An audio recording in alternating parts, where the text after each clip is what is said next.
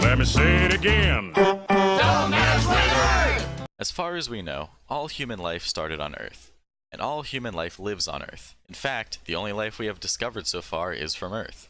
But what if one day some sort of alien species arrived and tried to invade our planet? H.G. Wells' War of the Worlds paints a picture of humanity putting up a pitiful fight and quickly succumbing to the Martian invaders. H.G. Wells is known as one of the first writers to put the whole alien invasion genre in our minds, and his work still holds up well to this day, but there is something off about the execution of War of the Worlds. It took me a few years to figure it out, but I finally realized that what always seemed wrong in the book was that the humans are conquered so easily. Yes, the Martians have advanced technology, and they take humanity by surprise, but the Martians were always far outmatched numerically, and their alien war machines were far from indestructible. What bothers me about War of the Worlds is not that humanity is conquered. What bothers me is how easily it happens. My argument is this. If an extraterrestrial force attempted to invade Earth, humanity would meet it with strength, ferocity, and violence. It is impossible to predict how good of a defense Earth would put up against the aliens, but it is possible to theorize about our attitudes in the face of such a situation. The first thing we should look at is how humans conduct warfare against one another. In the history of warfare, humanity has stopped at nothing in order to achieve victory. We have used scorched earth tactics, suicide bombing, chemical warfare, and nuclear weapons in order to win. In the game of survival, there are no holds barred. Now imagine the pure, unbridled power of humanity fighting for survival against its own kind, but multiply it by several times. Because if things seem to get ugly when we fight our fellow man, there's no telling what lengths we will go to in order to stop an alien invasion. For this reason, I think that movies and video games like Pacific Rim and Halo depict a much more accurate portrayal of how humanity would act in the face of invasion. I think one of the major reasons that franchises like these have become such massive commercial successes is that they portray humanity in a gritty and defiant manner, but also in a way that we can relate to. Pacific Rim is an extremely satisfying movie to watch. We get to see humans battling against giant monsters and beating them at their own game. The monsters in this movie are pummeled, sliced, blasted, and even burned. The fights are brutal and almost animalistic at times, and the relationships between the characters inside of the robots feel so real and full of emotions. Halo 3's marketing campaign is known as one of the best of all time.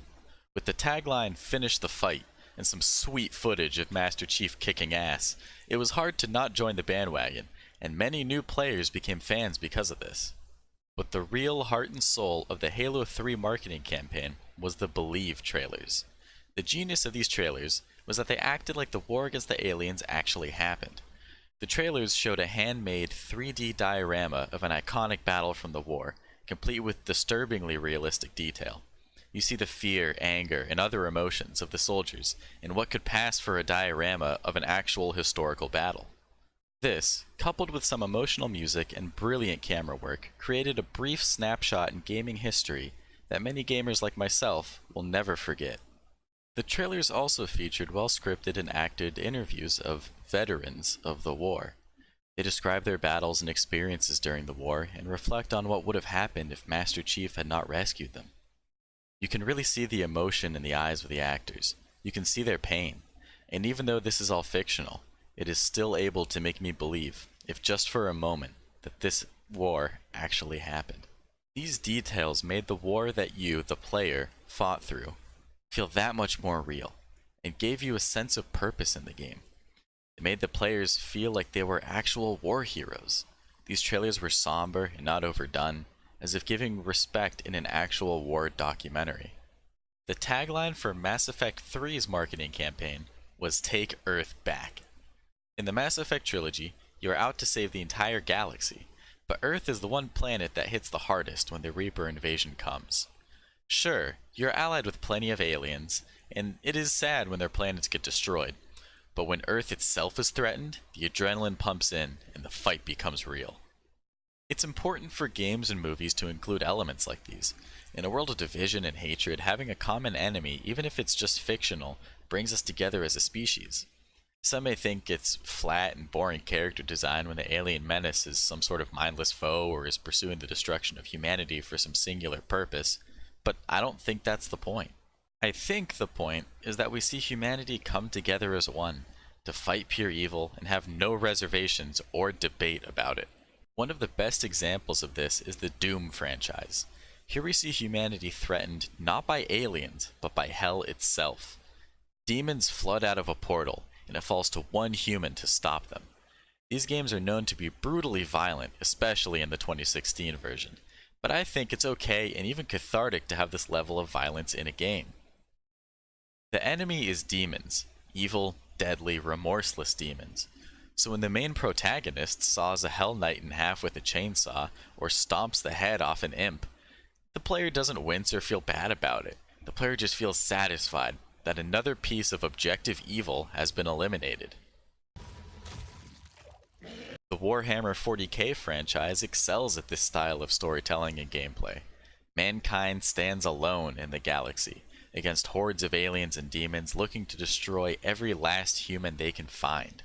So when a Bloodraven space marine guns down an orc, or when Captain Titus beats the living crap out of Chaos Lord Nemeroth, these events are met with cheers of approval by the players. I'm not sure how to conclude this video, but I will leave you with this. It is bad to be xenophobic toward our fellow man, but it is good to unite humanity against the Xenos scum. Let's be xenophobic, it's really in this year. Let's find a nasty, slimy, ugly alien to fear. There's no more cutesy stories about E.T. phoning home. Let's learn to love our neighbors like the Christians learned in Rome. We know we ought to hate them, they're different, you see. We've seen they're mean and ugly on movies and TV. The folks that ought to know have told us how it's got to be. The gospel truth is found in scenes from Alien and V. Let's wipe out any life form that seems to be a threat. We'll serve them up a genocide they never will forget. 'Cause if we miss a couple, they'll breed a couple more. And soon we'll all be hating twice as many as before. You see, aliens can never be as good as humankind. A more delightful race than us you'll never ever find.